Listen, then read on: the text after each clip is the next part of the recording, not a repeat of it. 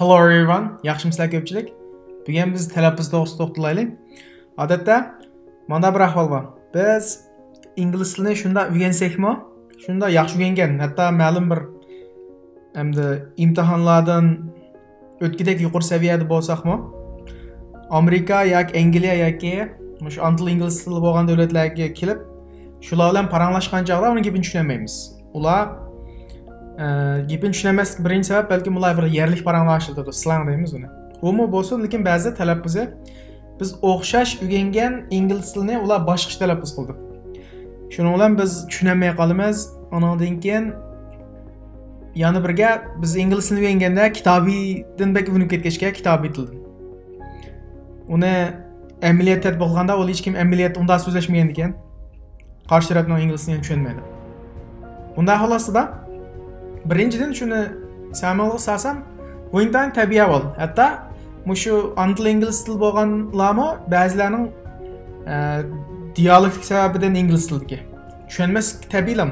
Ba'zilarini ular hatto tushunmaydi.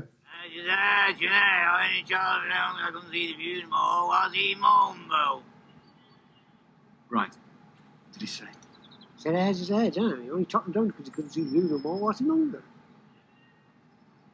What did he say? He said an edge is an edge. He only chopped it down because it's brought his view. What's he moaning about? Shunga men bu leksiyamda mush ba'zi diqqat qilgan bir inglizcha talaffuzlarni ozroq diqqatga sunmoqchi.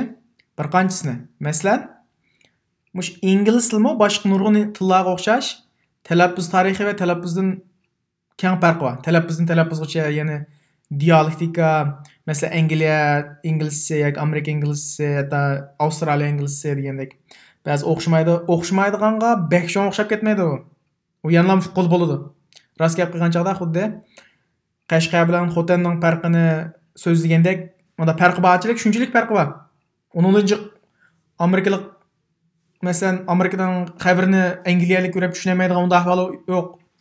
Bu tushungil bo'ldi, asosan o'xshash, lekin qisman farq bor. Bu yerki farq mening so'zlayotganim o'xshash bir so'zni bular tiz talaffuz qilgachqa, tiz so'zlagachga biz tushunmaslik masalasi bor. Buning bir qanchisini misol qilsam, birinchisi qanday?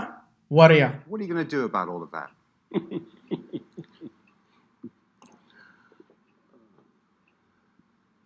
Well, what is the question? Warrior degan gap sanlar. What do you degan gap. Masalan, biz oldirmay o'rgangan chog'da, oldirmay so'zlaganda what do you do deymiz. What do you do deymiz. Buni birisi turiblam sizga qana? What do you do desa, tuyuqsizlam. Hamda inglizchani yaxshi bo'lsa tushunalaysizlar. Uning men u xotirjam bo'laman, men sizlarni demoqchi emas. Hamda yaxshi emasligini tushunmaydim. What do you do? What do you do desni deymiz? What do you do? Excuse me? What do you do? You are not speaking clearly. I asked, what do you do? What do you do? Shunga bu what do you do degan gap? What do you demoqchi? Warrior degan. Warrior. Bu tizlam qanday? Warrior deydi. Masalan, what do you do? What do you mean? What do you say? Bir qancha qanday? Tizlam what do you do deb o'tamaydi. Warrior. Masalan, what is your name bo'lsa qanday nima deydi? What's your name?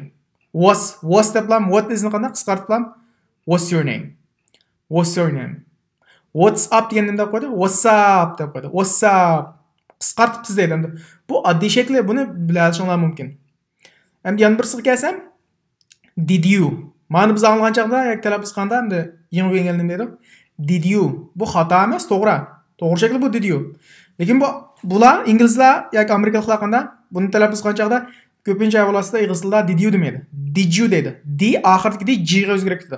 Did you? Did you do it? Did you try? Did you say something? Qanda? Did ga o'zgartiradi u joqda. Shunga hayron qolmanglar. Did you desa, shu did you demoqchi. Undan keyin yana bir misol qilsam, don't you. Biz buni don't you deb o'rganda o'xshanami? Lekin bularni don't you demaydi. Talaffuz qilgan chog'da qanday? Don't degan nima deb o'zgartiradi? Don't o'zgartiradi. Don't you say that? I don't know. Don't you say that? Don't you learn it? Don't. Qanda? Don't demaydi, u chaqda don't o'zgartiradi. Bu intana mubapa asosan ashuna talaffuz qildi. Don't you come? Kelmamsa degani qana? Don't you come dedi. Ondan keyin yana birini desam, biz qanday intayin o'lchamlik qoidaga selib olg'achqa adabiy shaklga. Azroq qilam shakl o'zgarib ketib qolsa, xatomidi deb o'ylab qolamiz-da, bizning talaffuzimiz xatomidi deb. Xato emas u. To'g'ri, masalan, can deb kelgan shunaqmi? I can do it. Can. I can, you can degi can bor-ku. Shuni qana? I can. Bular ig'im gap bo'ldi. I can do it. I can do it. Yo'qmisa come on shunaqmi? Come on. Bo'lmaydi? Come on. Come on guys. Come on. Hammasi unda deyishni atayin, lekin ko'pinchisi qanda ashuna talaffuz qildi. Buni biz xatomidi, to'g'rimidi deb ba'zida qanda ozroq tengqab qolamiz. Xato emas, lekin mushularninki mush talaffuzni ko'nglimiz yaxshi. What can I say? What ya? Did ya? Don't ya? Hamda yana bir diqqat qilgan nuqta, ko'pincha. Buni men cho'nglardan ko'proq angladim. Bu ingliz tilida diqqat qilsanglar, ingliz tilida r harfining oldiga ri bo'ladi, uyg'urcha deb ri. Ingliz tilida ri deb harf yo'q-a? R. R ning oldidagi t kelsa, u t chig'mayli o'qildi. Masalan, try. Try. Future. Nature. Buni hargiz try, future, nature deb o'qimaymiz. Lekin biz ba'zi bir boshqa bir millatlarning qanday tablig'ini yoki o'qimayman, shu bilan paranglashib, bu shuni qanday talaffuz qilsa, bizim shunday talaffuz qilgan ahvol angladim men hamda. Beshimdan o'tkazdim. Bular diqqat qilinglar, buni o'zgarsak bo'ldi, ha? Bizning uyg'ur tilini qanday? Noat siliq. Bizning tilimiz balki yumshoq. Buni talaffuz qila olamiz. Try emas, try. Can you try? Can you try? Can you try demaymiz. Can you try? Future, nature deb. Anotgan yana bir gap, d r ning oldiga kelsa, bu d j o'zgarib ketadi. Jig'mal talaffuz qilindi. Masalan, dry, dry emas. Dry, dry. Anotgan dragon, dragon emas. Dragon, dragon. Buni yana o'xshash ko'pinchini anglayman. Masalan, let me try my brothers. If it's good, I recommend to you. Anda dini dipitlam talaffuz qilinib ketadi. Buni o'zgartirish kerak. You go straight, then left, then right. Yana birisi, muhim nuqtalarning birisi V bilan W ning farqi. Ko'pincha ahvollarda biz buning xilijiq odam diqqat qilmaydi bunga. V bilan W ningki. Hamda W ni o'qigan chaqda, masalan, so'zning beshiga kelganda yoki o'tirdi bo'lsin, bir so'zning.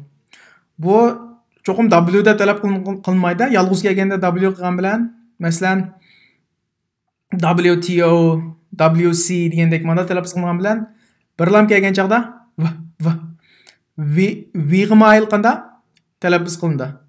Lekin ma V'mcho, V bumi uyg'urchadagi V, ma uyg'urchadagi V ga o'xshab ketgachga biz V'ni qana bunda diqqat qilmaydi bunga.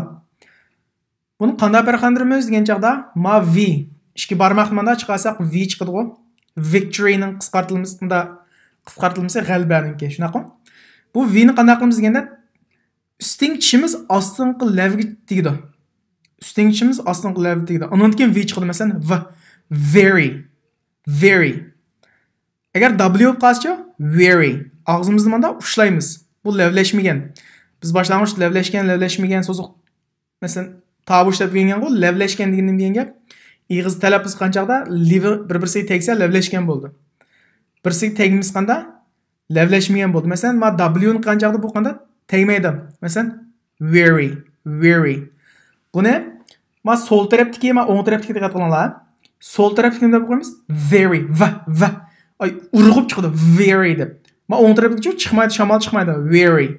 Ammo biz odatda buni diqqat qilmay qanday o'qiymiz? Sol tarafdagi nima very, o'ng tarafdagi nima very deb o'qiymiz. Bir eskartib qo'yay. Ba'zi so'zlar mayatga misol olgan so'zlar mavjud emas. Masalan, ma bu 5 degandek ba'zi gaplar mavjud emas. Men faqat udul-muduldan farqini chiqarib qo'yish uchun oldim. Masalan, ostidagisi buni qarasanglar, ma bu wow kuchab Üstün tishimiz ostinqi labga tegdi. Wow. Wow. Macho tegmaydi. Labga tegmaydi, tish labga tegmaydi. Hech qaysi lab mo tegmaydi. Wow. Wow. Qanday? Tegmaydi. Farqi bor ikkisini. Wow. Wow. Masalan 5. İngilizce 5 qo'ying, oson-ku, 5. Buni nima deymiz? 5. 5. Mancho 5. 5. Lekin ma'ni biz o'qiganda qanday qo'yamiz? Ma'nimi 5, ma'nimi 5. Birisi 5, birisi 5. O'xshamaydi-mi? Mavcho world. World. Manda so'z yo'q, ham aytmay misol qilib qo'ydim. World. Macho world. World, world. Demak, ma win talaffuz qilish uchun qanday? Ustingi chesh cho'qim, ostinqi lav tegdi. Undan keyin thank you degan, masalan, T bilan H birga kelgan chaqda haqiqiy bizning tilimizga ajnabiy tovush deymiz, ingliz tiliga o'xshamaydigan. Yo'q, buni qanday talaffuz qilamiz deganda, tilimizni ikki tishimizga tekkizsak ham chiqadi. Thank you. Tilinglarni ikki tishinglar bilan tekkizinglar. Thank you. Thank you. Yoki tishinglarni tilinglarga tekkizsanglar bo'ldi demak, uchiga, tilning uchiga. Thank you sanglar talaffuz chiqadi.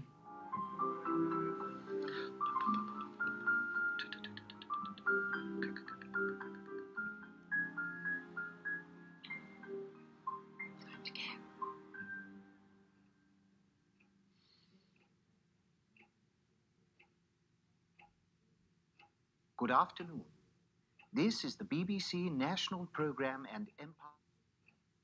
Undan boshqa bizning qaymoqtirgan boshqa bir talaffuzlar bor. Masalan, inglizlar qanda ba'zi tin talaffuz qildi, ba'zi tin talaffuz qilmaydi.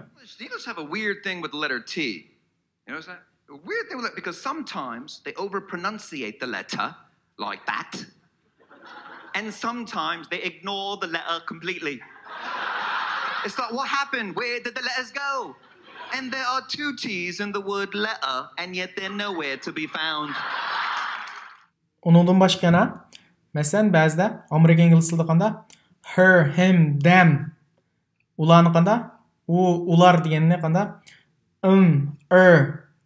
deb ham qisqartirdi. Masalan, get him bo'lsa get him dedi. Qisqartib ham.